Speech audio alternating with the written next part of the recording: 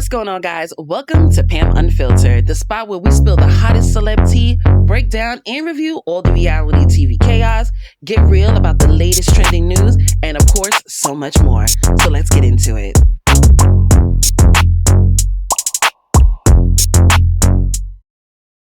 What's going on, guys? Welcome back to Pam Unfiltered. I hope you guys had a good week. I hope you guys are having an eventful weekend. My week was not the best, so I made sure that my weekend was a very, very chill couple of days. The only thing I wanted to do was to make sure I do this video for you guys. So let's get into these hot topics that happen later on in the week. And we're going to kick it off with a new possible beef, and that's between Young Miami and Tyla. So Tyla the other day released that she's going to have a new single, and it's called Chanel, and she gave us a little snippet. Well, this circulated social media. Young Miami got wind of it, and she got upset. She is accusing Tyla of stealing her song. So Young Miami goes on Twitter, X, whatever you want to call it, to vent. And this is what she says. This girl really ran off with my song, and I don't know how to feel about it. Mind you, I played the song for this girl. Like, B, I'm confused. Take me to Chanel, put me in Chanel. Don't matter, it's my mother effing song. Now, Take Me to Chanel, Put Me in Chanel are the main lines in each chorus. Okay? I heard both songs, and they are not, outside these lines, they are not similar in the slightest. But let's take a listen to the songs. We're going to listen to Young Miami's first.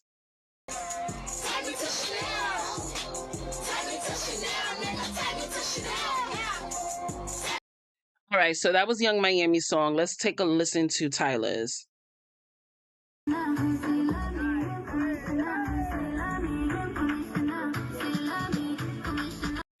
Those were the songs. Again, they're not similar in the slightest.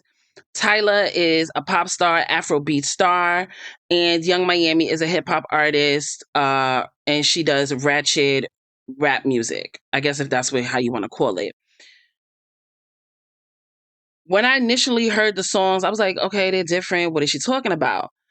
But as I thought about it a little bit more, I was just like, wait a minute, let me see if Tyla writes any of her songs. So I went on Spotify and I checked, and Tyla definitely co-writes her songs. So I do believe that she may have taken that line from Young Miami. But Young Miami, this is where you drop the ball, girl. Why did you let her listen to your song? Did you want her to collab with you? Because that's the only way I can see as to why you're playing your song for her. She is a stranger to you. Was it business? Question mark. If it ain't had nothing to do with business, girl, I want to play that song for her. She's not, sadly, she was very liked in the beginning here in America, but, now she doesn't have too many fans here. People think she's stuck up.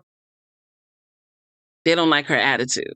And especially the fact that she didn't call herself black, but colored. So, black people in America, they ain't feeling that either. So, again, she's not very liked here. So I'm kind of questioning, like, why did you play the song for her? But low-key, Young Miami, still drop your song. They're not the same. Not. I'm not a fan of either one of them at all. I don't listen to ratchet music. And I don't like Tyla's song. I just don't like it at all. So I would just say, Young Miami, put the song out. They're not the same, boo. Get your coin. And next time, when you do play a song for someone, whether it's just for you to just let them listen to it or you want to collab, make sure that you got that song legally tight. So if things like this come up, you know what you got to do. Take it to the courts. All right, so let's get into this Saweetie story. So there's a woman named Maybach May, and she has been accusing Saweetie of a whole bunch of stuff. How she owes her money. She has a substance abuse problems. She is possibly a prostitute, and that she is being a gold digger to her current boyfriend, who was supposed to be a John. So let me go back a couple of weeks. So a couple of weeks ago, the woman Maybach May posted that Saweetie owed her money. And if she did not cough up the money, she was going to let out all the men, all the married men that Saweetie has been sleeping with. And one of those rumored men was Offset. Now, during that time she did the post, Offset was on an interview with Keke Palmer, and Keke Palmer brought it up. And she asked him, was he sleeping with, Saweetie? And he denied it. He said, no, we've never slept together. And after that, it went radio silence. You didn't hear much from Maybach May. You didn't hear anything from her. And Saweetie never addressed those initial accusations. Well, baby, about a week ago, since Maybach did not get her money, she decided to expose, and I'm putting in air quotes, expose Saweetie with a couple of posts. So let me show it to you guys and let me read them. So the first one is, hey, Saweetie, I see you playing internet games on Beyonce's internet, child. Let me know how you want to play this. Let me know how you want to play this. Excuse me. I'm either going to receive my money from you, or I can start addressing some of those rumors with TMZ. We spent almost a month in Africa. You should have known I wasn't going to let you play me out some money when, and then ... Now, before I go into the other posts, Maybach May was allegedly Saweetie's road manager, and then she also managed a couple of her appearances in London. So that's the jobs that she wants the money from. So let me go into the other posts. Then you see a picture of Saweetie, her current boyfriend, Jandon Sancho, and then you see Maybach May in the background. And then she goes, I tell a joke, but I ain't never told a lie. I sent you to Dubai because you never balled before and was depressed looking for a happy life. Took you to London, babes, took you to Nigeria, booked you on an Australian tour. I helped this girl so much, only for her to play with my money at the end. I'm just missing my money from London. Pay up, cokehead, before I start naming the rest of the husbands that you was playing with. Well, I'm sorry, but from that post, I'm a little puzzled. How long Saweetie was with Quavo? So you telling me she never been to London, she never been to Dubai, she never been to Africa when she was with Quavo? You tell me they never explored the world together? I don't know about all that, what she's saying in this post. Do I believe that she took her? She probably did, but was it Saweetie's first time? I highly doubt it. So then she posts text messages between her and somebody named Didi. And then she goes, Sancho, after you done paying and getting tattoos of a hoe you barely know, run me my money. She hates her career, so you came right on time like the trick that you are. I just want y'all to owe me. So again, apparently, Jando, Lord, I'm mixing his name together. Jaden was supposed to be like a John for Saweetie, but she fell for him and she decided to use him as a relationship and as a financial gain. That's where this is coming from. And then she puts cocaine, witchcraft, and liquor is one hell of a mix. Send me my bread, homewrecker. I want to make one thing clear. I booked her for an appearance to visit the Chelsea Stadium, which is in London, and support the soccer team. Instead of paying me, she fell in love with the client and told him not to pay me. I was a road manager with her getting her deals. I was solid to this girl. She got what she wanted and never paid me. Simple, I want my money. So Saweetie gets a hold of this and she decides to actually make a statement. And this is what Saweetie says. She says the recent accusations made about me are false, defamatory, and deeply disturbing. These claims misrepresent the fact and are solely aimed to damage my reputation. This person never managed me. She was simply introduced to me by family. Her motives are now obvious. I'll let the lawyers take it from here. I'm not going to lie to you guys. This whole story seems very fishy. I feel like the young woman, Maybach May, I'm assuming this woman's in her 30s. Some of the words that she's using alludes to the fact that Saweetie is a prostitute. She fell in love with a client. Why would he be a client of Saweetie's? Saweetie's a rapper. So what are you saying? So if that was a client and you were helping her, what are you? What is Maybach May? Let me tell you something. I went to her Instagram. She has barely anything on her Instagram. She just has pictures of her living the lifestyle, the luxury lifestyle. And then when you go into her bio, the only thing in her bio is her Threads at and what she does for a living, which is an entrepreneur. And an entrepreneur is a very broad, very vague title for someone who owns their own business. If you are in fact a road manager or just a manager in general, wouldn't you state those things in your bio? Why would you put quote unquote entrepreneur? So you give me madam vibes. Are you a woman who takes other women, beautiful women, and send them to Dubai, send them to Nigeria, send them to London where all these rich men are? Remember, this is what Natalie Nunn and her friend Sarah were doing. They were going to Dubai. I'm going for the Bad Girls Club. I don't know if you guys watch that, but Sarah was accusing Natalie Nunn of doing that, going to Dubai for rich men. See, that's the thing now.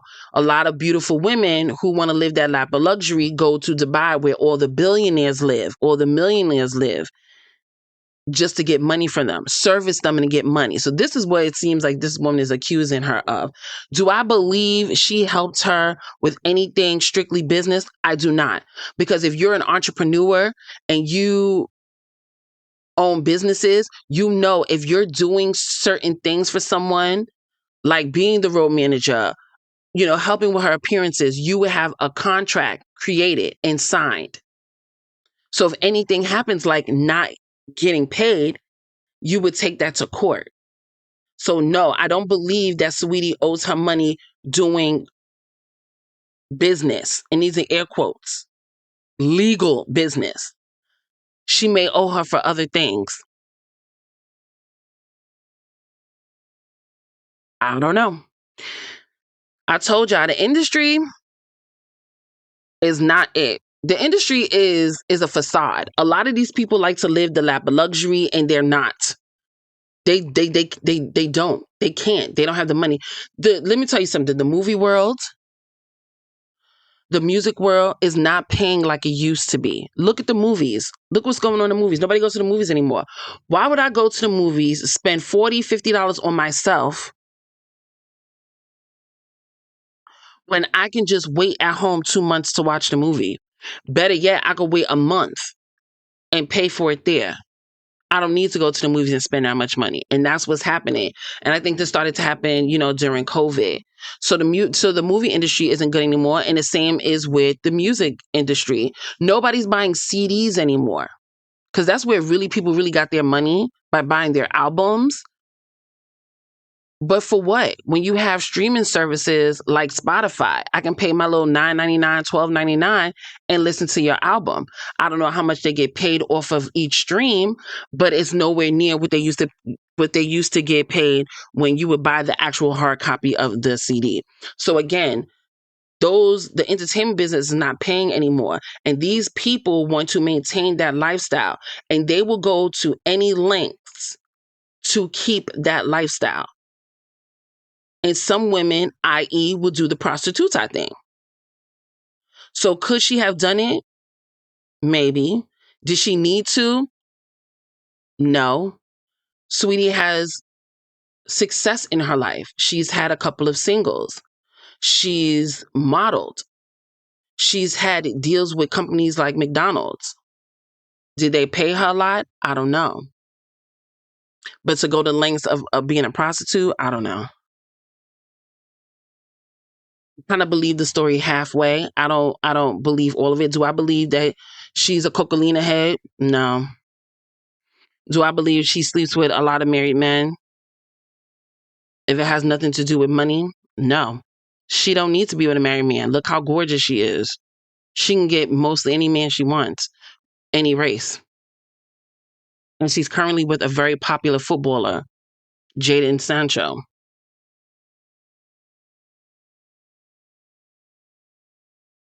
I don't know. But this is messy as hell. And we'll keep watching it. We'll keep watching to see if Maybach May will actually spill those names. Because it's been a month. She's threatened twice about spilling those names, and she has yet to spill any. So we'll see. So I told you guys that I was going to keep y'all updated on the whole, SASH lawsuit between Derek Dixon and Tyler Perry. There's really no update as far as the lawsuit goes, but Tyler Perry does make a statement. He goes and he says, by his actions and false accusations, it is clear that Dixon needs help, but he cannot find it in this court. Tyler, you could have kept that. We didn't need that. You should have just stayed silent. You are in a major pickle because you don't know boundaries. You are the top dog of your production company, this big, huge production company. And instead of being the CEO and creating boundaries with your employees, you decide to be friends with someone that you really didn't know and be a little too comfortable with him, where he builds a case against you to make sure that he lives a lifestyle, an amazing lifestyle, without working for it. That was your mistake. And again, you should have kept that. You should have kept that statement. We didn't need that. We all know he played you. We could see that he played you. But you fell right into his hands. You saw this cute man.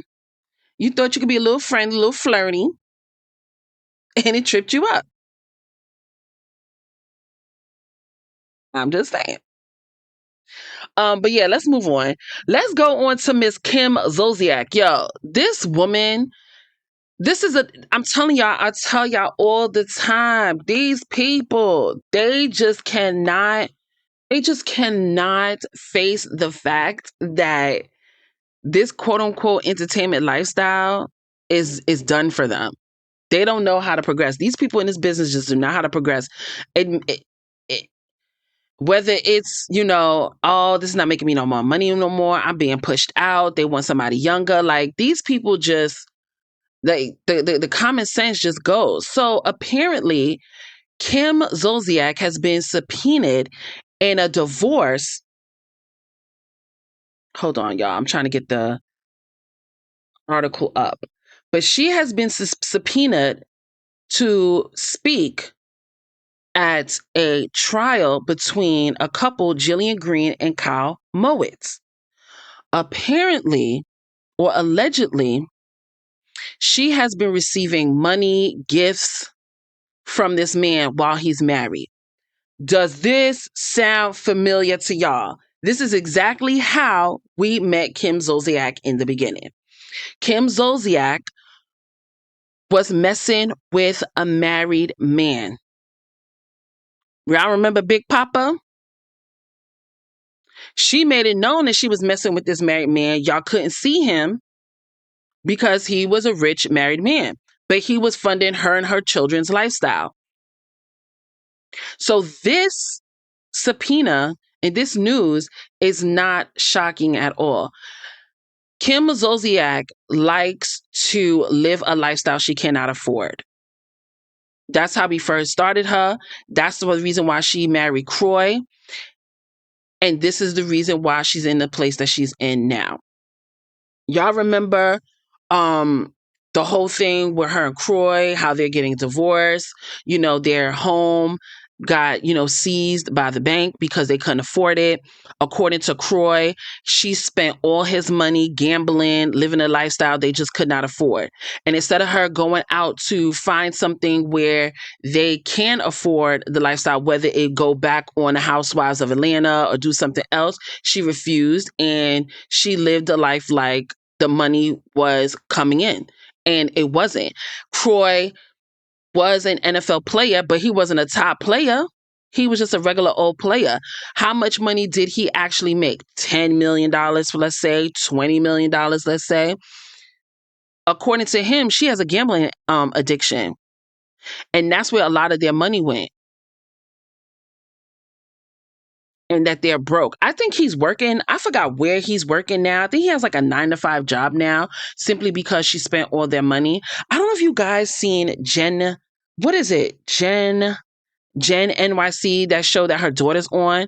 I don't know if you saw the first 2 episodes, or maybe just a clips, how her daughter said, I think her name is Ariana, has said that she's been giving her mother money because her mother is asking for support for her little siblings, but all the while to come to find out that she wasn't using that money for her children. She was using that money to live a lavish lifestyle, sending her pictures of expensive wine that she used with her daughter's money.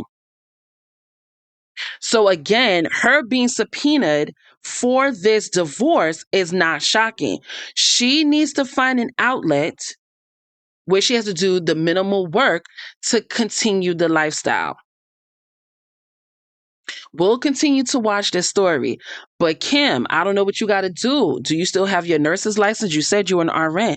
Maybe you need to go the April Jones route and go back to a 9 to 5. Maybe hit up Andy Cohen for a new reality show. I don't know what you need to do, but baby, sitting there still messing with married men is just not a good look.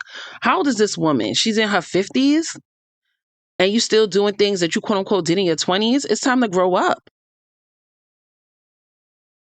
Look how your life is. And you got to do something about that gambling addiction too, girl. Oh my God. I could never. All right, so let's get into this last topic. So, Victoria's Secret this past Wednesday had their annual runway show. This one was slightly different than the ones prior.